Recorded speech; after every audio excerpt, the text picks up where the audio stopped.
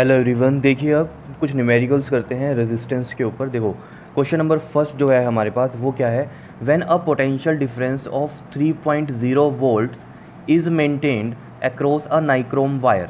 मतलब ये जो आपको दिया हुआ है पोटेंशियल डिफरेंस दिया हुआ है, ये मैं यहाँ पर साथ में लिखता भी रहता हूँ।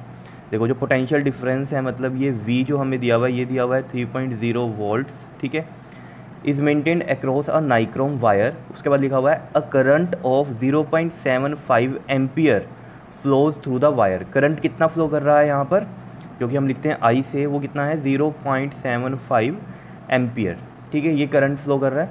कह रहा है find the resistance of nichrome wire, मतलब हमें जो फाइंड आउट करना है वो रेजिस्टेंस निकालना है आर। अब आर के लिए आपको फॉर्मूला पता है, आर इज इक्वल टू में होता है वी बाई आई, याद है ये ओम्स लॉ में हमने पढ़ा था, वी डायरेक्टली प्रोपोर्शनल टू आई होता है, वी इज इक्वल टू में फिर डायरेक्टली प्रोपोर्शनल का साइन जब हटता है तो कांस्टेंट आता है, आर आई हो जाता है, और जब यहाँ से हम आर निकाल लेंगे तो वी बाई आई, इस तरीके से आता था ये फॉर्मूला, ठीक है। तो आर का हमें फॉर्मूला पता है रेजिस्टेंस निकालने का, पोटेंशियल डिफरेंस अपॉन में करंट होता है, ठीक है। तो अब वैल्यूज़ हमें पता ही है, बस वैल्यूज़ रख दो और आंसर आ जाएगा। देखो वी कितना है हमारे पास 3.0 और आई कितना है 0.75।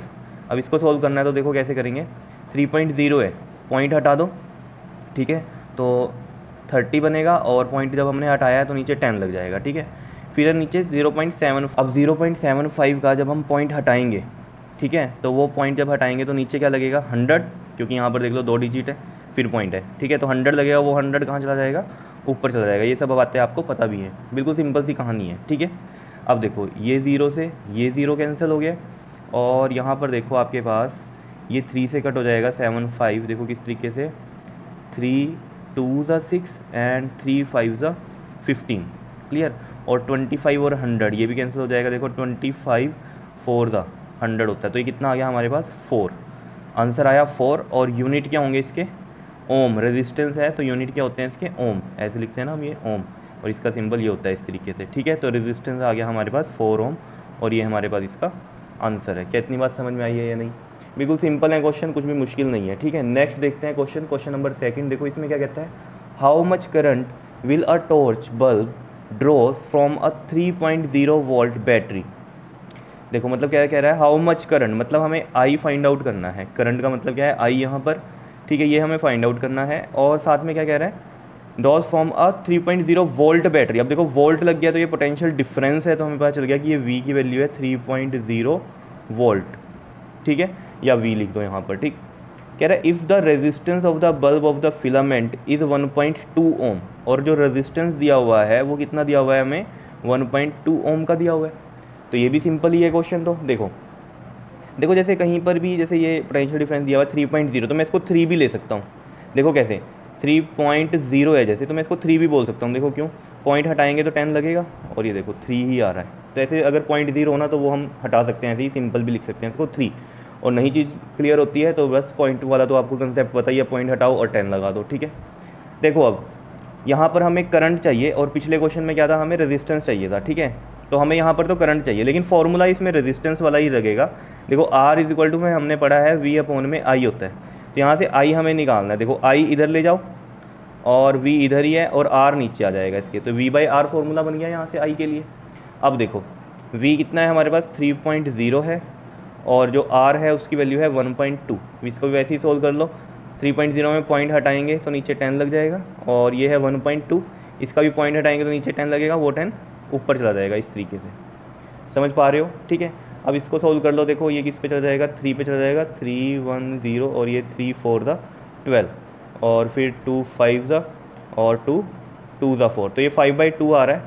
5/2 को हम डिवाइड कर लेते हैं, देखो 5 और ये 2, 2 2 ज़ा 4, 1 0 लगेगा, तो 0.25 ज़ा 10, ठीक है, तो 2.5 आ गया, 2.5, और आगे क्या लगाएंगे हम, एम्पियर, ठीक है, क्योंकि ये करंट की वैल्यू है तो ये एम्पियर में होगी। कर लोगे इस क्वेश्चन को, बिल्कुल ही सिंपल है, कुछ भी मुश्किल नहीं है, ठीक है। तो 2.5 एम्पियर इसका क्या आ गया हमारे पास, आंसर आ गया है करंट का।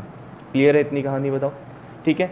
अब देखो हम क्वेश्चन नंबर थर्ड करते हैं इसका। देखो ये बहुत इंपॉर्टेंट क्वेश्चन है, इसको अच्छे से ध्यान से समझना। देखो 3 और 4 दोनों ही इंपॉर्टेंट है। देखो क्या कहता है क्वेश्चन नंबर थर्ड में, कहता है the potential difference between the terminals of an electric heater is 100 volt. मतलब आपके पास पोटेंशियल डिफरेंस दिया हुआ है, कितना दिया हुआ है वो 100 वोल्ट। देखो सॉल्यूशन में चलते हैं हम पहले, तो हमें पता चल गया पोटेंशियल डिफरेंस V दिया हुआ है कितना 100 वोल्ट का दिया हुआ है हमें, ठीक है।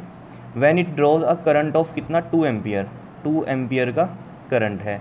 कहता है what will be the current in the heater, कह रहा है करंट हीटर में क्या होगा if the potential difference between the terminal is increased to 140 volt.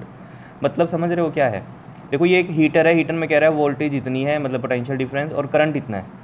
कह रहा है अगर हम ये जो पोटेंशियल डिफरेंस है, जो ये वोल्टेज है, इसको 140 वोल्ट कर दें तब बताओ करंट क्या होगा, ये पूछ रहा है क्वेश्चन वो आपसे, ठीक है। अब देखो इस क्वेश्चन में कुछ भी नहीं है, बहुत ही सिंपल है।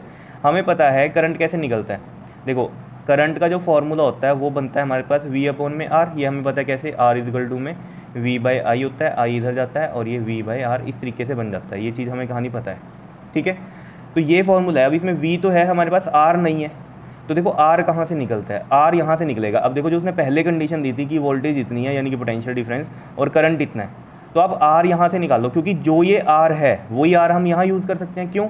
क्योंकि इक्विपमेंट तो एक ही है ना, हीटर, उसका रेजिस्टेंस जो यहाँ पर था, जो जब 100 वोल्ट हम दे रहे हैं और करंट इतना आ रहा है तब भी उतना ही रहेगा, और जब हमने वोल्टेज बढ़ा दी 140 कर दी तब भी वही रहेगी, क्योंकि देखो इक्विपमेंट चेंज नहीं किया, वही इक्विपमेंट है सेम, हम सिर्फ वहाँ पर क्या कर रहे हैं, वोल्टेज को चेंज कर रहे हैं, तो यहाँ पर करंट चेंज हो जाएगा उसके अकॉर्डिंग। तो रेजिस्टेंस क्या रहने वाला है, सेम रहने वाला है। यही कंसेप्ट इसमें आपको ध्यान में देना है कि जो रेजिस्टेंस है वो वही वाला ले लेंगे जो पहले कंडीशन है, यहाँ से जो R आएगा वही हम यहाँ पर यूज़ करेंगे R को, तो हमारा करंट निकल जाएगा। और ऐसा क्यों कर रहे हैं, क्योंकि इक्विपमेंट सेम है, उसका रेजिस्टेंस चेंज नहीं हो रहा है, ठीक है।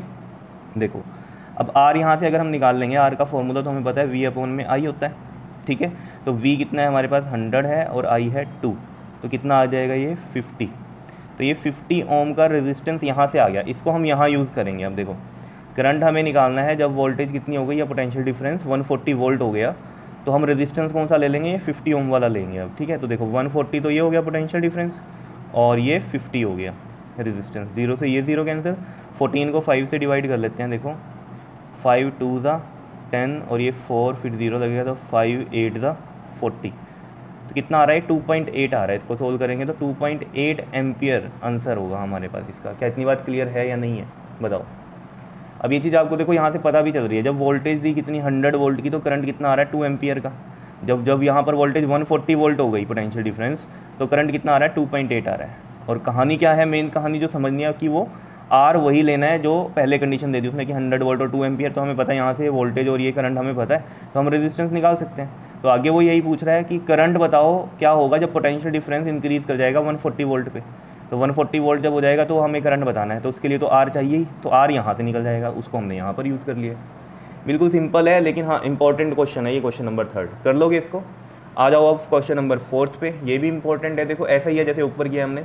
देखो इसमें क्वेश्चन में क्या कहता है, एन इलेक्ट्रिक आयरन पता है ना, प्रेस, ठीक है। An electric iron draws a current of 0.4 ampere. देखो क्वेश्चन पढ़ते पढ़ते ही लिख लिया करो क्या चीज़ दी हुई है। हमें साफ आ रहा है करंट ऑफ कितना दिया हुआ है 0.4 एम्पियर, तो ये आई है हमारे पास 0.4 एम्पियर का, ठीक है। When connected to a 200 volt supply, मतलब ये वोल्टेज है, पोटेंशियल डिफरेंस है कितना है 200 वोल्ट का, clear. Find the resistance of heat element of an electric iron, मतलब हमें क्या निकालना है यहाँ पर, रेजिस्टेंस निकालना है इसमें, ठीक है। फिर कहता है what current would the iron draws, iron मतलब ये press, iron draw when it is connected to a 240 volt supply, मतलब करंट क्या होगा ये पूछ रहा है वो आपसे, कब, जब वोल्टेज कितनी हो जाए 240 वोल्ट की हो जाए, यही बोल रहा है, ठीक है। When it is connected to 240 volt supply, ठीक है। अब देखो इसमें हमें करंट निकालना है, तो करंट के लिए हमें फॉर्मूला पता है, जैसे कि ऊपर भी हमने किया कि V/R, कहाँ से आया ये, R इजकल टू में V/I होता है और I इजकल टू में यहाँ से V/R हमें पता चलता है। क्लियर है इतनी बात या नहीं, बताओ जरा, ठीक है। तो I हमें पता है, तो ये वोल्टेज तो हमें पता है यहाँ पर पोटेंशियल डिफरेंस की 240 है, लेकिन रेजिस्टेंस नहीं पता, तो रेजिस्टेंस यहाँ वाला जो होगा वही इसमें होगा, क्योंकि इलेक्ट्रिक आयरन की बात हो रही है सेकंड वाली कंडीशन में भी, तो रेजिस्टेंस तो सेम ही रहने वाला है क्योंकि एक ही चीज़ है। क्लियर है इतनी बात या नहीं, बताओ ज़रा, क्लियर हो रही है ना इतनी। जो हीट एलिमेंट है आयरन, इलेक्ट्रिक आयरन का, इसमें जो रेजिस्टेंस पहले होगा वही बाद में भी होने वाला है, ठीक है। लेकिन यहाँ वोल्टेज बढ़ा देंगे तो यहाँ पर करंट चेंज हो जाएगा, लेकिन रेजिस्टेंस चेंज नहीं होने वाला, रेजिस्टेंस सेम रहेगा। क्लियर है इतनी बात। अब जैसे पिछले क्वेश्चन में उसने यहाँ ये बात की ही नहीं थी कि फाइंड द रेजिस्टेंस, बस पहली वाली कंडीशन दे दी ऊपर और फिर सीधा बोल दिया कि करंट बताओ कितना होगा जब हम वोल्टेज कितनी इंक्रीज़ कर देंगे, जो कि ऊपर वाले क्वेश्चन में थी 140, यहाँ पर तो 240 है। तो वहाँ पर खुद से ही सोचना था कि रेजिस्टेंस की वैल्यू निकालनी है तो पिछली कंडीशन से निकल जाएगी। अब यहाँ पर तो उसने बोल भी दिया कि रेजिस्टेंस निकाल दो, तो पहले यहाँ रेजिस्टेंस निकाल लेते हैं। रेजिस्टेंस का फॉर्मूला होता है V/I, V कितना है 200 और I कितना है हमारे पास ये 0.4, तो ये भी सोल्व हो जाएगा। देखो 200 और 0.4 में पॉइंट हटाएंगे तो 10 नीचे जाएगा, वो 10 हम ऊपर लगा सकते हैं। और यहाँ से देखो ये 4 5 20 और कितना आ गया ये हमारे पास 500 ओम का रेजिस्टेंस आ गया यहाँ से, ठीक है। अब ये रेजिस्टेंस यहाँ यूज़ कर लो, ठीक है। तो देखो I इक्वल टू में कितना है हमारे पास V/R, तो V की वैल्यू कितनी हो गई 240 और R ये वाला ले लेंगे हम 500, क्लियर। 0 से ये 0 कैंसिल। अब देख लो ये किस पे 2 पे काट देते हैं इसको, देखो 2 1 ज़ा 2 2 2 ज़ा 4 और ये 25 इस तरीके से, और किसी पे जाएगा ये नहीं जा रहा, ठीक है। अब इसको देखो डिवाइड करते हैं हम, ये 12 है और यहाँ पर है ये 25, देखो नहीं जा रहा तो 0 लगेगा, यहाँ पॉइंट आ जाएगा, ठीक है।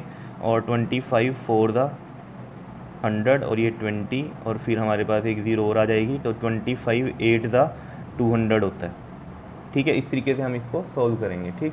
तो 12/25 जब आया था ये हमारे पास, इसको हमने डिवाइड किया तो ये आ गया हमारे पास 0.48 और करंट है तो एम्पियर आ जाएगा, ए से लिखेंगे हम इसको, ठीक है। और ये हमारे पास ये आंसर आ गया।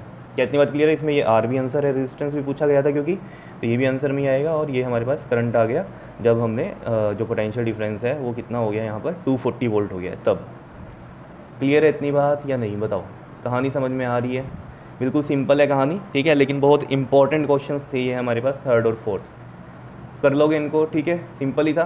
तो ये जो 4 क्वेश्चन हमने यहाँ पर किए हैं ये अच्छे से नोट कर लो, ठीक है। अभी नेक्स्ट वीडियो में अभी हमें और भी न्यूमेरिकल्स करने हैं, क्लियर?